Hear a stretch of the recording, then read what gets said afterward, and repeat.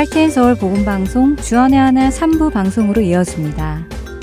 주안의 하나 3부에서는 예수님 안에 거하며 사는 삶이 어떤 것인지 함께 알아가는 프로그램 포도나무와 가지와 짧은 고전설교를 듣는 시간 성도들에게, 그리고 성경을 한 장씩 읽어나가며 지혜를 나누는 시간인 Let's Read the Bible이 준비되어 있습니다.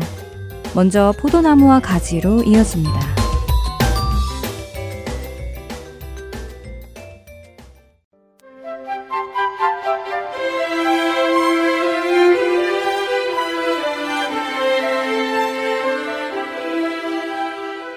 애청자 여러분 안녕하세요. 포도나무와 가지 진행의 민경훈입니다.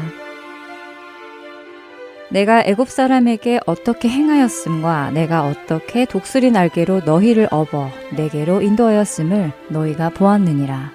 출애굽기 19장 4절의 말씀입니다. 하나님께서는 스스로 말씀하신 것처럼 이스라엘 백성들을 어미 독수리가 새끼 독수리를 보호하듯 그렇게 섬세하게 정성을 다해 그들을 인도해내시고 그들과 함께 하셨습니다.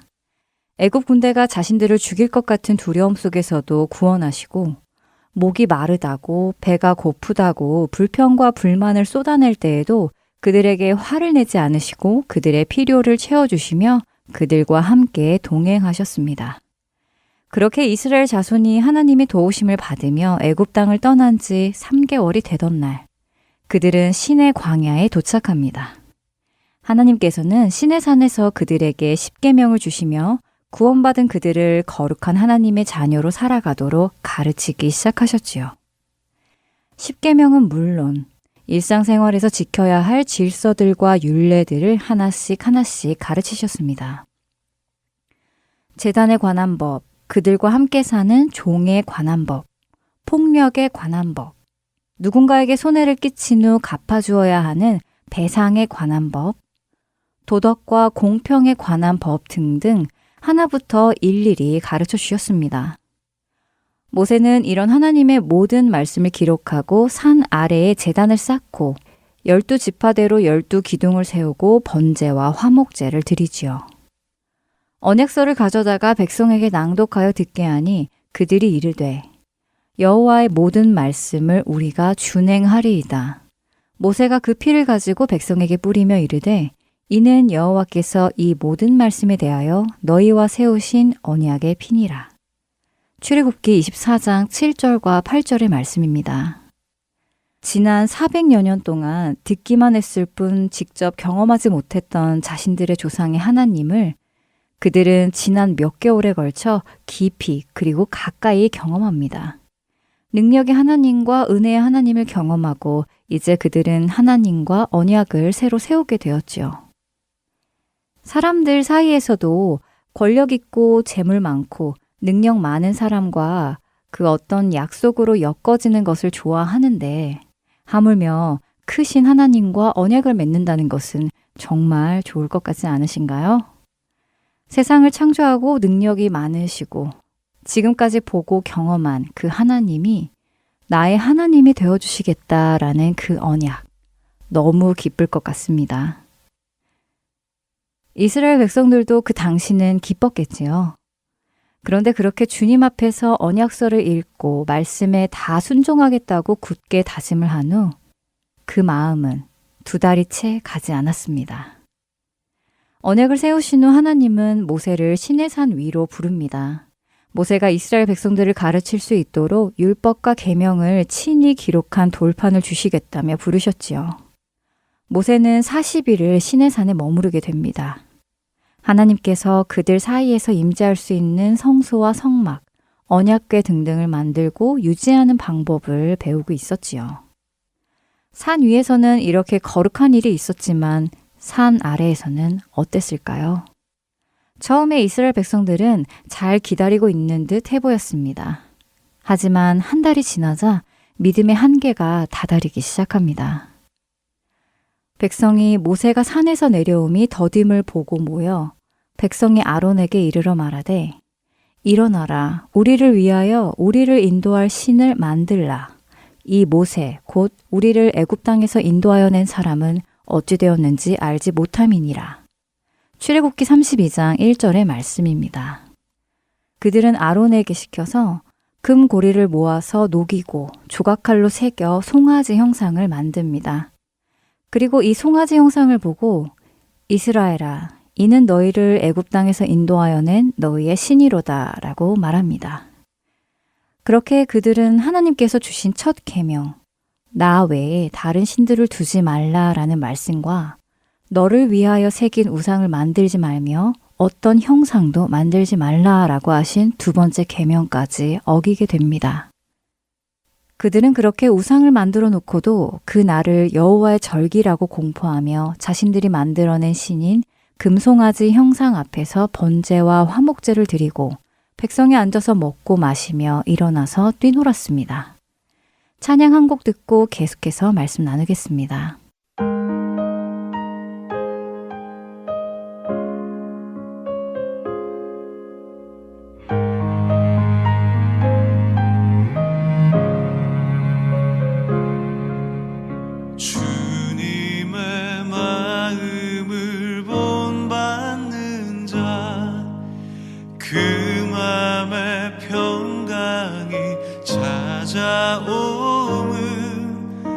험악한 세상을 이길 힘이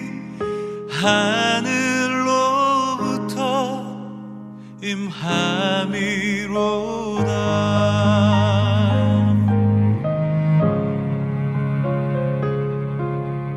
주 모습 내 눈에 안 보이며 그 음성 내 귀에 안 들려도 내 영혼 날마다 주를 만나 신령한 말씀 늘 배우도다.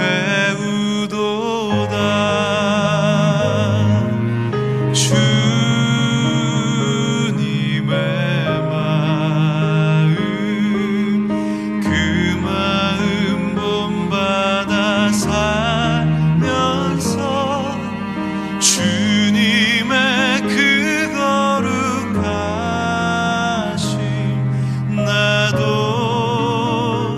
이루리.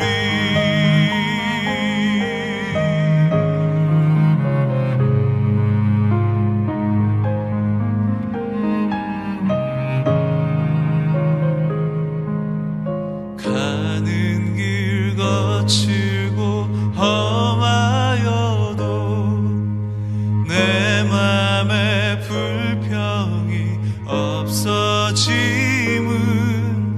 십자가 고난을 이겨내신 주님의 마음 본받음이라.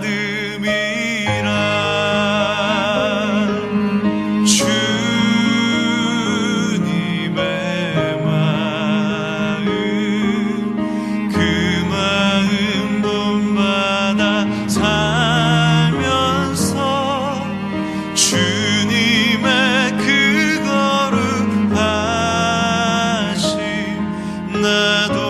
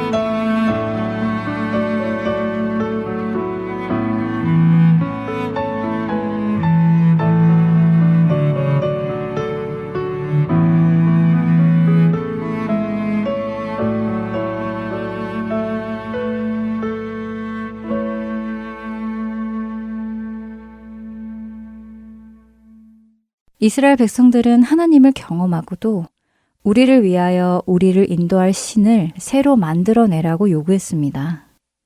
이스라엘 백성들이 원한 것은 눈에 보이는 신이었습니다.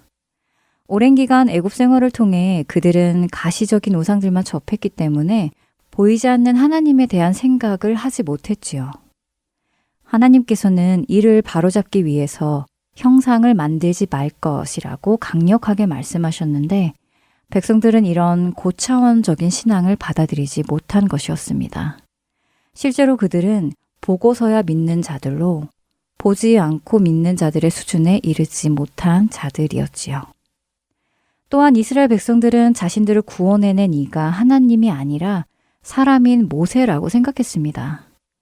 하나님은 눈에 보이지 않지만 모세는 자신들이 직접 대면했기 때문에 바로 그가 자신들을 인도해냈다고 생각한 것입니다. 이것은 그들이 하나님과의 신앙이 견고히 서지 못하고 있다는 증거이기도 하는데요. 왜냐하면 백성들을 인도하여 내신 분은 모세가 아니라 아브라함과 언약 관계를 맺으신 하나님이기 때문이지요. 이렇게 하나님을 송아지 형상으로 만들어 이 송아지가 우리를 인도해낸 신이다라며 잔치를 벌이고 있는 모습을 하나님께서는 다 알고 계셨습니다. 이때 하나님의 마음은 어떠셨을까요? 하나님은 지금까지는 그들의 불평과 불만을 받아주시고 그들의 필요를 채워주셨습니다. 이번에도 하나님은 그렇게 그들을 받아주실까요? 하나님께서는 모세에게 애굽 땅에서 인도하여 낸 내 백성이 부패하였다라고 말씀하시며 모세에게 내려가라고 하시지요. 이때 하나님은 나의 백성이 아니라 모세 너의 백성이라고 지칭하시며 이렇게 말씀하십니다. 내가 이 백성을 보니 목이 뻣뻣한 백성이로다. 그런즉 내가 하는 대로 두라. 내가 그들에게 진노하여 그들을 진멸하고 너를 큰 나라가 되게 하리라. 출애굽기 32장 9절과 10절의 말씀입니다. 하나님께서는 그동안 그들을 인도하시면서 그들이 두려움 속에서 불평할 때, 목이 마르다 배가 고프다 라고 불평할 때에도 크게 진노하지 않으셨습니다. 하지만 이번에는 하나님께서 크게 노하셨습니다. 왜 그러셨을까요? 이렇게 우상을 섬기는 이스라엘 백성들의 모습을 보면 우리는 그렇지, 이스라엘 백성이 참 잘못했지라는 생각이 듭니다. 그동안 그들은 하나님의 역사하심과 큰 능력을 수차례 보았고 하나님이 함께 동행하심으로 그들은 하나님의 임재를 경험했지요. 그리고 이제는 하나님의 백성이 되는 언약을 피를 뿌려가며 맺었습니다. 그런데 그들은 그 언약을 저버렸습니다. 그런 그들에게 하나님이 진노하시는 것은 너무도 당연한 것입니다. 오히려 하나님께서 너무 오랫동안 그들에게 참으셨다는 생각까지 듭니다. 이제는 하나님께서는 그들을 진멸하겠다고 하시며 그들을 모두 없애버리시겠다는 것입니다. 그리고는 하나님을 경외하고 하나님의 말씀에 순종하는 모세를 통해 새로운 백성을 만들어 큰 나라가 되게 하겠다고 하시지요. 하나님은 거짓이 없으십니다. 하나님은 거짓말하지 않으시지요. 그래서 하나님께서 하겠다 하시면 그 일은 반드시 이루어집니다. 그런데 하나님께서 진멸하겠다고 하신 그 이스라엘 백성들, 진멸을 당해도 당연한 그 이스라엘 백성들이 하나님의 멸하심에서 구원받습니다. 어떻게요? 어떻게 구원을 받았을까요? 모세는 이스라엘 백성들을 사랑했습니다.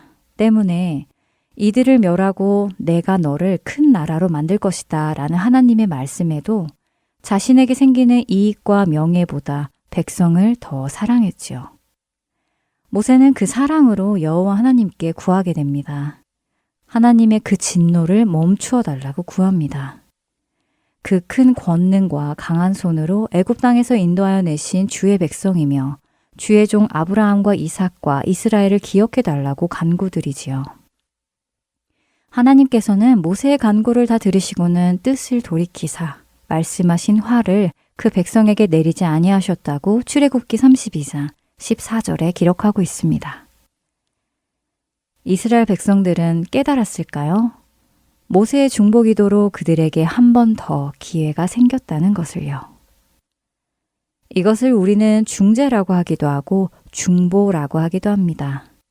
둘 사이가 틀어졌을 때 중간에서 화합할 수 있도록 돕는 역할. 그 역할을 하는 사람을 중재자, 중보자라고 하지요. 이스라엘 백성들이 원했던, 원하지 않았던 모세는 하나님과 이스라엘 백성들 사이에서 중보자 역할을 하며 하나님의 진노를 돌이켰습니다.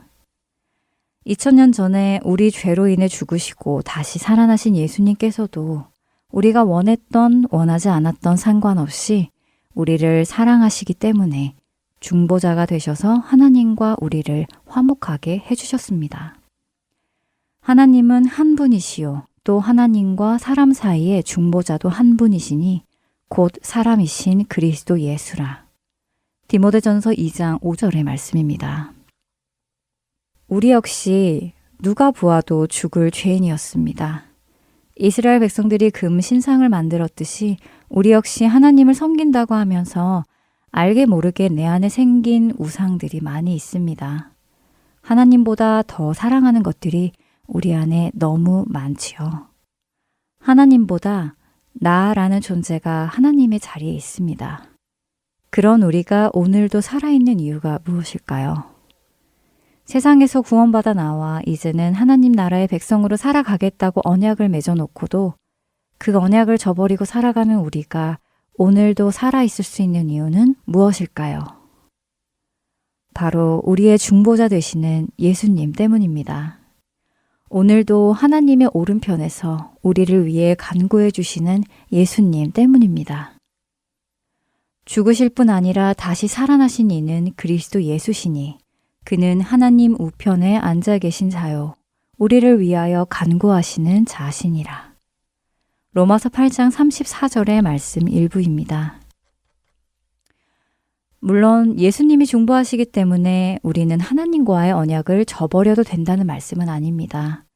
그러나 우리가 연약하여, 우리가 부족하여 그 언약을 지키지 못하는 경우에도 하나님께서는 예수 그리스도의 중재를 통해 우리를 용서하시고 우리에게 다시 기회를 주시며 우리로 하나님의 나라로 인도해 가신다는 것을 기억해야 합니다.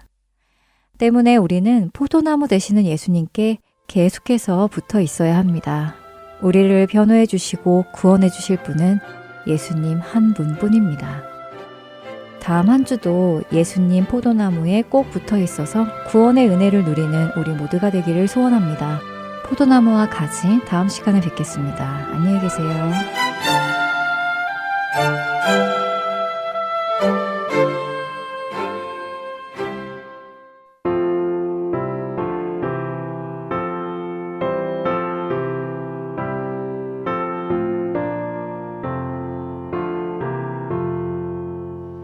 날 구원하신 예수님 영원히 찬송하겠네. 저 죄도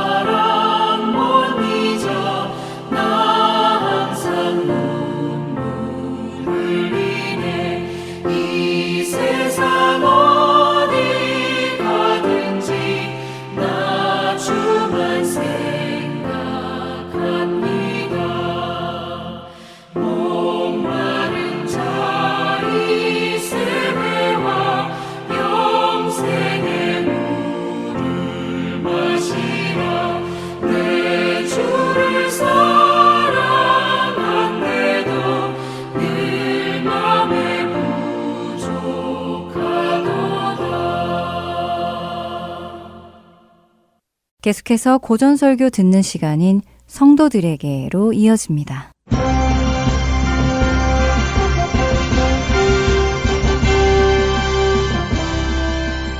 여러분 안녕하세요. 성도들에게 진행의 권혁준입니다. 성도들에게 이 프로그램은 지난 시대의 외국 설교자들의 설교를 여러분께 읽어드리는 시간입니다. 오늘은 1634년에 태어나 1668년 34살의 나이로 소천한 영국의 위대한 청교도 목사 조셉 얼라인의 설교 일부를 읽어드립니다. 회심은 한 사람의 왜곡된 판단력을 올바르게 바로잡아주기 때문에 회심한 사람은 육신적이고 세상적인 온갖 이해관계들보다도 하나님과 하나님의 영광이 가장 중요하다는 것을 알게 됩니다. 회심은 마음의 눈을 뜨게 해주고 태어날 때부터 지니고 있던 무지의 비늘이 그 마음의 눈에서 떨어져 나가게 해주어서 사람들을 어둠에서 빛으로 인도해 줍니다. 그래서 전에는 자신의 영적인 상태가 얼마나 위험하고 위태로운지를 전혀 보지 못했던 사람이 이제는 자기가 은혜의 능력으로 말미암아 새롭게 되지 않는다면 영원히 멸망할 수밖에 없는 자라는 것을 보게 됩니다. 전에는 자기가 죄 가운데 살아가면서도 별로 괴로워하거나 마음 아파하지 않았던 사람이 이제는 자신의 죄악된 삶이 얼마나 극악무도한 삶인지를 알게 됩니다.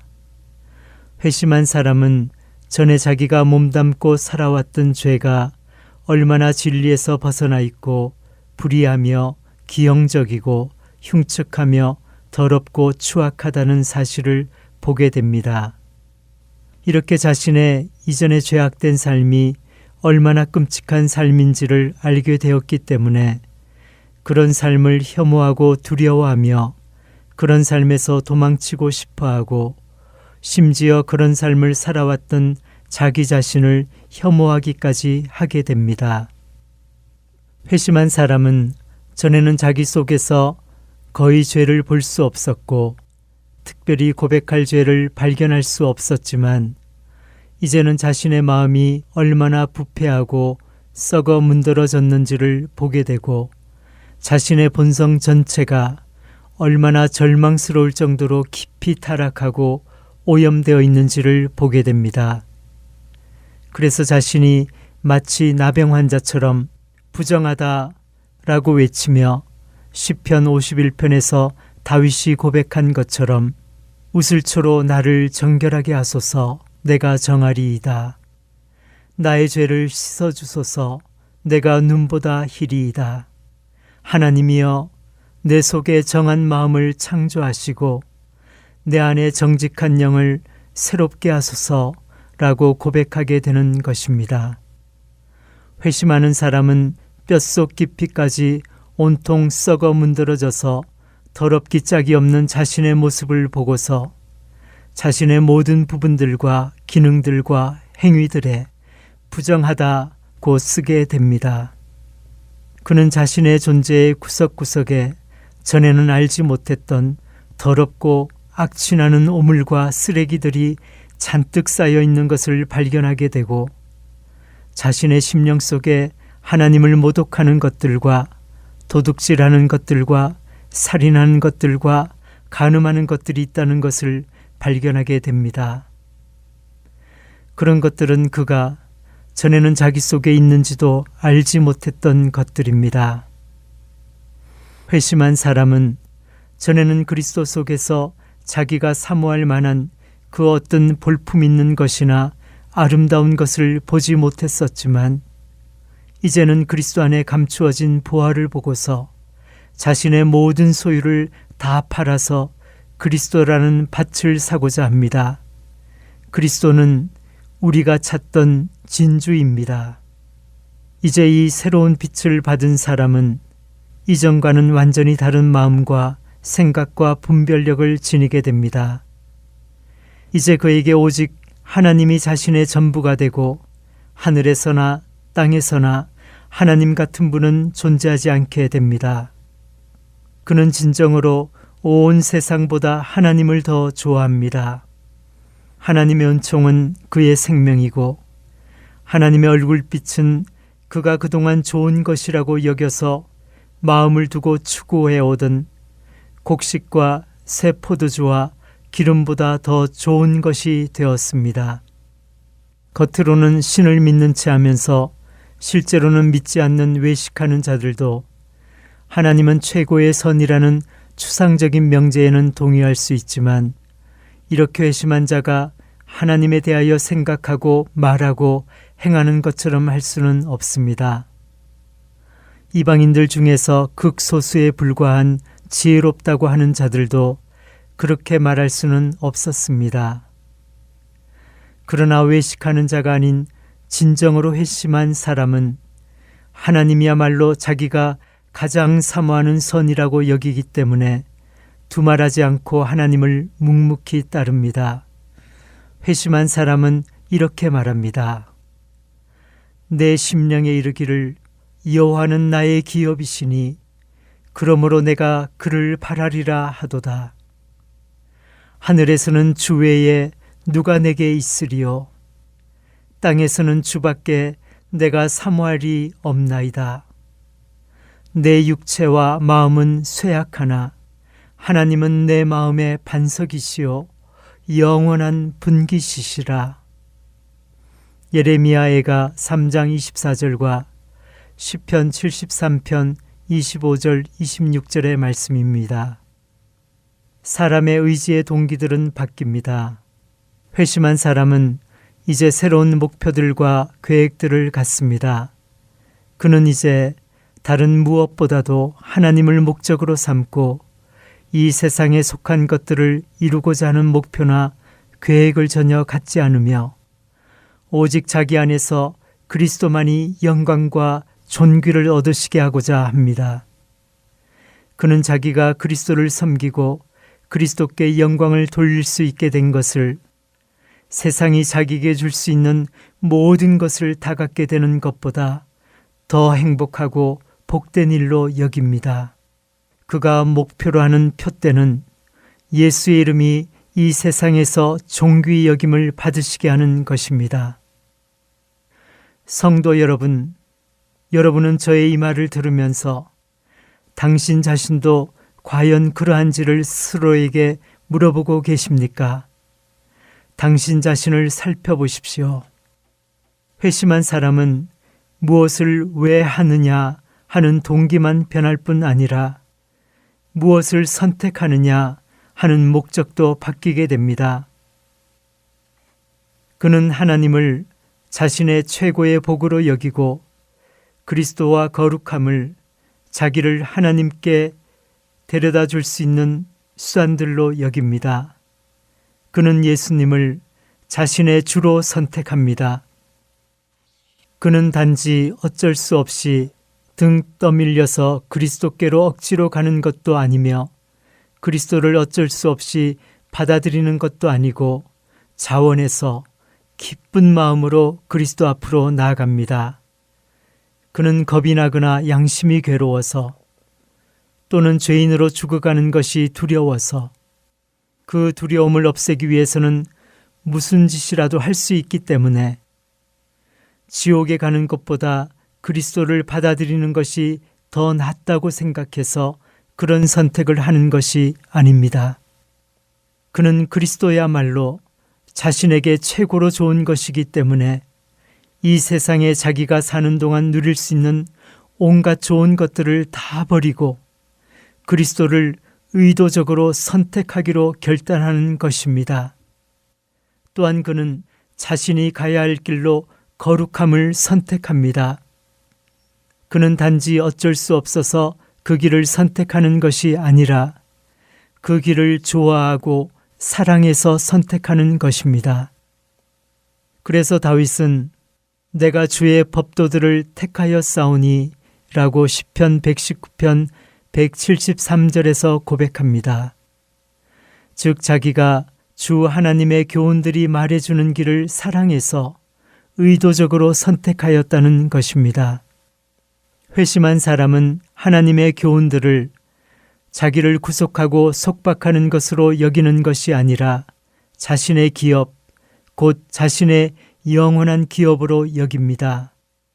그는 하나님의 교훈이 무거운 짐이 아니라 자기를 지극히 복되게 해줄 가르침으로 여기고 자기를 올가매는 밧줄들이 아니라 자기에게 힘을 공급해주는 원동력으로 여깁니다. 그는 그리스도께서 메워주시는 멍에를 단지 수동적으로 묵묵히 지는 것이 아니라 적극적으로 그 멍에를 짊어지려고 합니다. 그는 거룩함을 죽지 않으려고 어쩔 수 없이 먹는 역겹고 메스꺼운 약으로 여기는 것이 아니라 여러 날 굶은 사람 앞에 놓인 너무나 맛있는 음식으로 여깁니다. 그가 거룩함을 따라 행하고 살아가는 시간들은 그에게 너무나 달콤한 시간들로 여겨집니다. 거룩한 행실들은 그의 자양분들이고 그의 눈이 보기를 원하는 것들이며 그의 마음이 기뻐하는 것들입니다. 당신이 방금 제가 앞에서 말한 바로 그런 사람인지를 당신의 양심으로 한번 살펴보십시오. 당신이 정말 그런 사람이라면 당신은 정말 행복하고 복된 사람일 것입니다. 그러나 당신은 과연 자기 자신을 철저하고 공평하고 정직하게 살펴보았는지를 검증하여야 합니다. 회심한 사람이 가장 원하는 것은 금이 아니라 은혜입니다. 그는 은혜를 갈망하고 마치 은혜가 금은 보화나 되는 것처럼 은혜를 구하며 마치 은혜가 감추어진 보화나 되는 것처럼 은혜를 찾아 땅을 팝니다. 그는 위대한 인물이 되기보다는 은혜가 충만한 사람이 되고자 합니다. 그는 세상에서 가장 박식하고 유명하며 잘 나가는 사람이 되기보다는 이 땅에서 가장 거룩한 사람이 되고자 합니다. 그가 전에 육신적인 사람이었을 때에는 이렇게 말했습니다. 내가 사람들로부터 크게 존경받고 금은 보화를 산더미처럼 쌓아놓으며 쾌락 속에서 헤엄치며 살아갈 수 있다면 얼마나 좋을까요?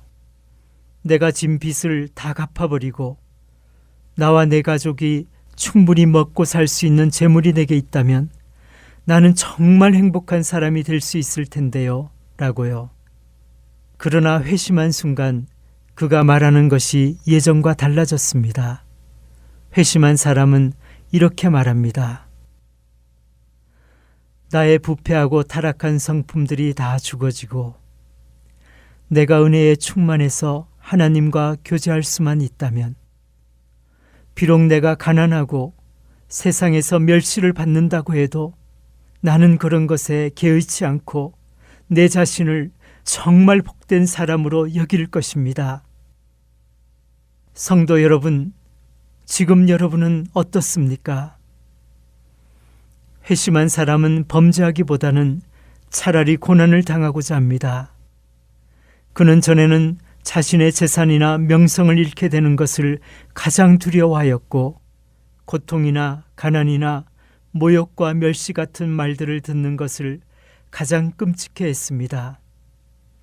하지만 이제 그런 것들은 그가 두려워하는 것이 아니게 되었습니다. 이제 회심한 사람이 진정으로 두려워하는 것은 하나님을 욕되게 하거나 진노하시게 하는 것입니다. 그는 혹시라도 죄의 올무에 걸리지 않도록 하기 위하여 아주 조심조심 행합니다. 그는 죄에 붙잡히지 않도록 하기 위하여 아주 조심조심 행합니다. 그는 죄에 붙잡히지 않도록 하기 위하여 앞뒤를 잘 살피고 자신의 마음을 주시합니다. 하나님의 은총을 잃게 된다는 생각만 해도 끔찍하고 그의 마음은 덜덜 떨립니다. 그가 진정으로 두려워하여 피하고자 하는 것은 바로 그것, 즉 하나님의 은총을 잃는 것입니다. 그에게는 그리스도에게서 떨어진다고 생각하는 것보다 더 끔찍한 것은 없습니다. 회심한 사람의 슬픔은 이제 새로운 방향으로 흘러갑니다. 그는 이전에는 자신의 죄를 보거나 십자가에 못 박히신 그리스도를 보아도 별 느낌이 없었는데 이제는 마음이 아프고 쓰라리고 눈물이 앞을 가립니다. 죄를 보면 증오심이 끓어오르고 분노가 불타오릅니다. 그는 자기 자신을 참을 수가 없습니다. 그는 자기 자신을 우매한 자라 부르고 짐승이라고 부릅니다. 그는 자신의 죄를 보면 분노가 치솟아 오르기 때문에 자기 자신을 조금이라도 선하다고 할 수가 없습니다. 그는 전에는 죄 가운데 빠져서 마음껏 즐기고 기뻐하며 살 수 있었지만 이제는 혹시라도 죄악된 삶으로 돌아가는 일이 생길 수도 있다고 생각하는 것만으로도 사람이 토한 가장 더러운 음식물을 입으로 핥는 것만큼이나 혐오스럽고 끔찍하게 느끼게 됩니다. 그러므로 이제 여러분 자신의 마음을 한번 들여다보시고 당신의 감정이 전체적으로 어디로 흐르고 있는지를 주의해서 살펴보십시오. 당신의 감정은 과연 다른 그 어떤 것들보다도 그리스도 안에서 하나님을 향해 흐르고 있습니까? 여기에서 중요한 것은 어떤 사람 속에서 다른 무엇보다도 하나님을 사랑하는 마음과 의지가 확고한가 하는 것입니다. 그렇기만 하다면, 그리고 그들의 내면의 감정들이 그들의 선택과 실천을 참되게 따르고 있기만 하다면, 그 감정들이 비록 생각보다 그렇게 강렬하지 않다고 할지라도 그들에게서 구원의 회심이 이루어져서 그들이 변화되었다는 것은 의심의 여지가 없습니다. 여러분 각자의 마음을 살펴보시고 내게 회심의 증거가 있는지 점검하십시오.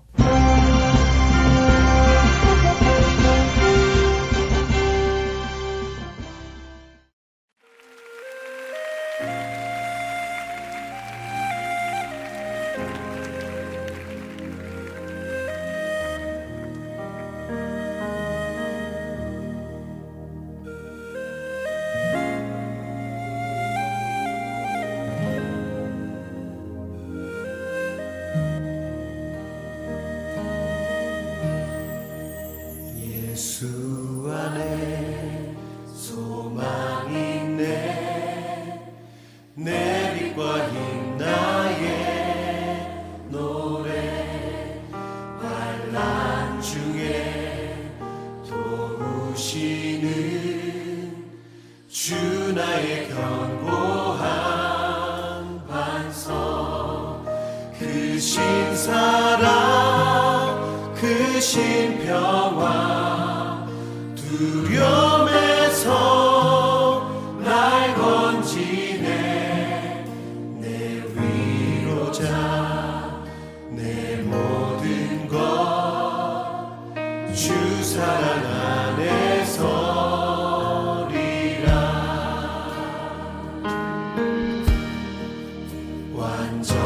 완전하신 하나님이 우리와 같이 되셨네. 주 사랑과 그 공의로 세상을 구원하셨네. 십자가에 주 달리사 그 진노를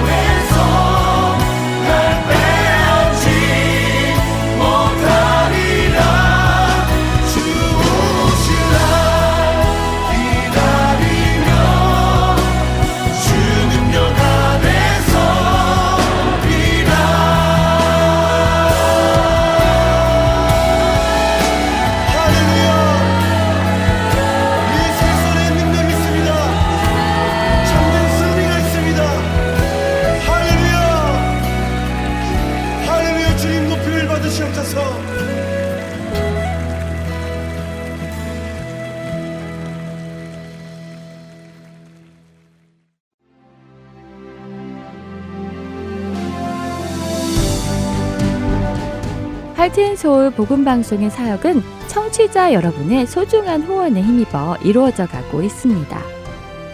매월 정기적인 후원은 저희 사역을 계획하고 추진해 나가는 데 기초가 됩니다. 홈페이지 www.heartandsoul.org로 접속하셔서 참여하기를 눌러 크레딧 카드로 매달 정기적으로 후원하실 수 있습니다. 어카운트 셋업에 도움이 필요하신 분들은 602-866-8999로 전화 주시면 도와드리겠습니다. 여러분의 기도와 후원으로 예수님의 생명의 말씀이 필요한 곳에 전달됩니다.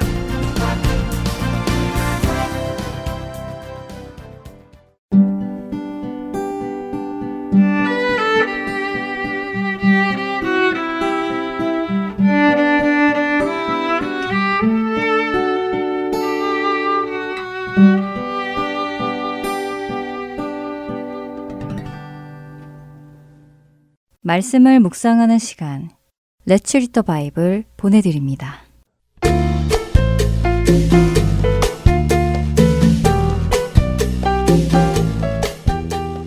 애청자 여러분, 안녕하세요. Let's Read the Bible 진행의 남경민입니다. 청년들이 가지고 있는 가장 큰 고민은 결혼이 아닐까 합니다. 물론 진로의 문제를 고민하기도 하지만 어떤 배우자를 만나서 어떤 가정을 꾸며야 할까 하는 고민은 많은 청년기의 남녀가 공통적으로 하는 고민 같습니다. 더군다나 하나님의 자녀들은 그 고민이 더욱 크지요. 믿지 않는 자들과 결혼하는 것이 옳지 않다고 배워왔기에 정말 성경적인 믿음을 가진 사람을 만나기 쉽지 않기 때문에 그 고민은 세상에 속한 사람들보다 더 클 수밖에 없습니다. 오늘 함께 읽을 잠언 31장은 잠언의 마지막 장입니다. 많은 지혜가 담겨 있는 잠언의 마지막 이야기는 바로 부부에 관한 지혜, 조금 더 자세히 말하자면 어떤 남편과 아내가 되는 것이 좋은가에 대한 잠언이 담겨 있습니다. 그러나 이 잠언을 읽기 전에 우리가 생각해야 할 것이 있습니다. 나는 이런 배우자를 찾아야 하겠구나 하는 생각이 아니라 내가 이런 배우자가 되어야 하겠구나 하는 것을 먼저 생각해야 한다는 것입니다. 나는 성경이 제시하는 사람이 되지 않으면서 상대만 성경이 제시하는 사람이 되기를 원한다면 그것은 이기적인 욕심일 뿐입니다. 그러니 이 잠언을 읽는 남성이든 여성이든 자신이 어떤 사람이 되어야 하는가를 배울 수 있다면 그것이 잠언이 말씀하시는 지혜의 사람이 될 것입니다. 잠언 31장은 르무엘 왕이 쓴 잠언이라 설명하며 시작됩니다. 하지만 이 르무엘 왕이 누구인가는 명확히 알 수 없습니다. 왜냐하면 르무엘이란 이름은 성경에서 여기 이 잠언 31장에만 소개되는 이름이며 유다나 이스라엘 왕조를 살펴보아도 이런 이름은 나오지 않기 때문이지요. 그러나 이 잠언은 그 르무엘 왕이 자신의 어머니로부터 들은 훈계의 말, 지혜의 말이라며 시작합니다. 그러니까 한 나라를 다스리는 왕을 향한 왕의 어머니가 주는 교훈의 말씀이지요. 그 어머니는 무엇을 사랑하는 아들에게 말해줄까요? 한 절 한 절 읽어가시면 큰 지혜를 얻을 수 있을 것입니다. 먼저 아들에게 어머니는 여자들에게 힘을 쓰지 말라고 경고합니다. 왕들이 그 일로 망한다고 하지요. 또한 술에 취하거나 술을 즐기는 것도 금합니다. 대신 불행한 사람들, 정의로운 대접을 받지 못하는 자들 편에 서서 공의로 재판을 해주라고 권고합니다. 그리고 이어지는 현숙한 아내에 대해 말해주는데요. 아들이 이런 아내를 얻으면 좋겠다 하며 현숙한 아내의 표본을 말해줍니다. 부지런하고 가족들을 위하고 집안일을 잘 꾸려나가며 가난하고 불쌍한 사람들을 도우며 미리미리 앞날을 준비하는 그런 여인. 말을 지혜롭게 하고 친절하며 남편과 자녀들로부터 칭찬을 받는 그런 아내를 얻으라고 권해줍니다. 사실 누구나 다 이런 배우자들을 얻고 싶어 하겠지요. 그래서 시작에 말씀드린 것처럼 나도 이런 배우자를 얻으면 좋겠다라고 생각하지만 마시고 내가 이런 배우자가 되어야겠다라고 하시기 바랍니다. 그렇게 될 때 그 가정은 하나님 안에서 기쁨과 즐거움을 누리며 살게 될 것입니다. Let's read the Bible 잠언 31장 1절에서 31절까지의 말씀을 읽겠습니다. 르무엘 왕이 말씀한 바 곧 그의 어머니가 그를 훈계한 잠언이라. 내 아들아 내가 무엇을 말하랴. 내 태에서 난 아들아 내가 무엇을 말하랴. 서원대로 얻은 아들아 내가 무엇을 말하랴. 네 힘을 여자들에게 쓰지 말며 왕들을 멸망시키는 일을 행하지 말지어다. 르무엘아 포도주를 마시는 것이 왕들에게 마땅하지 아니하고 왕들에게 마땅하지 아니하며 독주를 찾는 것이 주권자들에게 마땅하지 않도다. 술을 마시다가 법을 잊어버리고 모든 공고한 자들의 송사를 굽게 할까 두려우니라. 독주는 죽게 된 자에게, 포도주는 마음에 근심하는 자에게 줄지어다. 그는 마시고 자기의 빈궁한 것을 잊어버리겠고 다시 자기의 고통을 기억하지 아니하리라. 너는 말 못하는 자와 모든 고독한 자의 송사를 위하여 입을 열지니라. 너는 입을 열어 공의로 재판하여 곤고한 자와 궁핍한 자를 신원할지니라. 누가 현숙한 여인을 찾아 얻겠느냐. 그의 값은 진주보다 더하니라.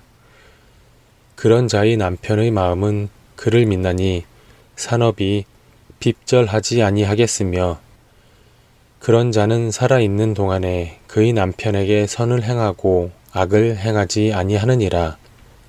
그는 양털과 삼을 구하여 부지런히 손으로 일하며 상인의 배와 같아서 먼 데서 양식을 가져오며 밤이 새기 전에 일어나서 자기 집안 사람들에게 음식을 나누어 주며 여종들에게 일을 정하여 맡기며 밭을 살펴보고 사며 자기의 손으로 번 것을 가지고 포도원을 일구며 힘있게 허리를 묶으며 자기의 팔을 강하게 하며 자기의 장사가 잘 되는 줄을 깨닫고 밤에 등불을 끄지 아니하며 손으로 손뭉치를 들고 손가락으로 가락을 잡으며 그는 공고한 자에게 손을 펴며 궁핍한 자를 위하여 손을 내밀며 자기 집 사람들은 다 홍색 옷을 입었으므로 눈이 와도 그는 자기 집 사람들을 위하여 염려하지 아니하며 그는 자기를 위하여 아름다운 이불을 지으며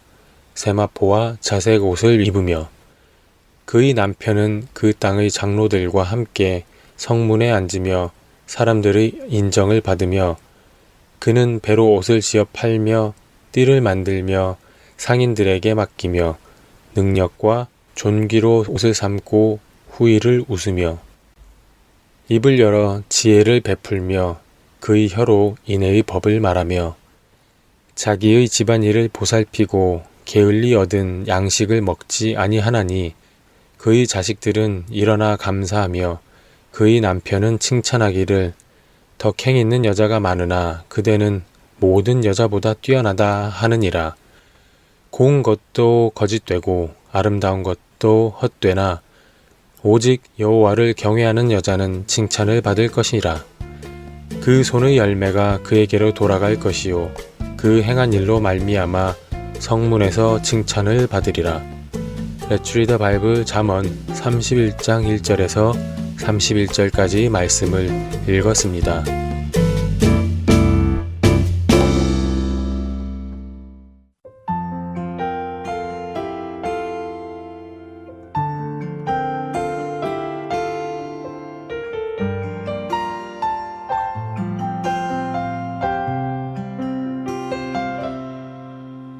환난 가난과 고난 수고로운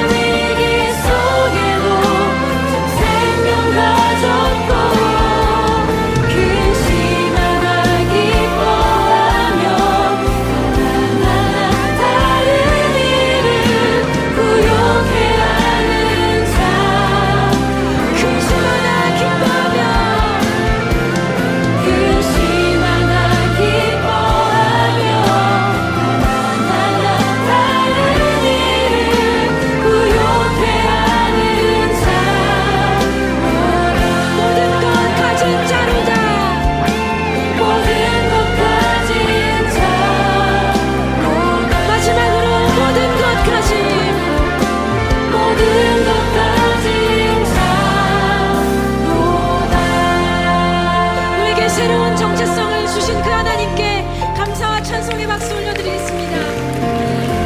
할렐루야. 주님 우리를 새로운 이름으로 불러주셔서 감사합니다.